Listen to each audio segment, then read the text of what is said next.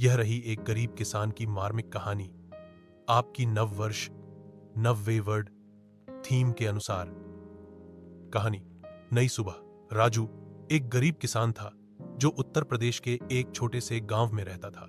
उसके पास थोड़ी सी जमीन थी जिससे वह बमुश्किल अपने परिवार का पेट पालता था। हर साल की तरह इस साल भी उसने अपनी उम्मीदों को खेत में बो दिया, लेकिन सूखा पड़ गया और सारी फसल बर्बाद हो गई। नया साल आने वाला था, लेकिन राजू के घर में खुशी की कोई वजह नहीं थी। उसके बच्चों की आंखों में नए कपड़ों और मिठाइयों की उम्मीद थी, पर जेब में एक रुपया भी नहीं था। पत्नी चुपचाप चूल्हे के पास बैठी थी और राजू आसमान की ओर देखकर सोच रहा था, क्या यही मेरी किस्मत है। इसी दौरान गांव में एक स्वयंसेवी संस्था आई। उन्होंने किसानों को जैविक खेती के नए तरीकों की जानकारी दी और कुछ बीज भी मुफ्त में बांटे। राजू ने हार नहीं मानी। उसने नए साल की सुबह उठकर फिर से खेत में काम शुरू किया। इस बार उसने जैविक विधि से खेती की। महीनों की मेहनत के बाद जब फसल आई तो वह पहले से कहीं बेहतर थी। व्यापारी खुद उसके खेत तक आने लगे।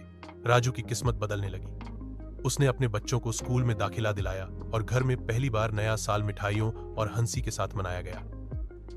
नया साल केवल कैलेंडर बदलने का नाम नहीं है, यह उम्मीद, बदलाव और नई शुरुआत का प्रतीक है।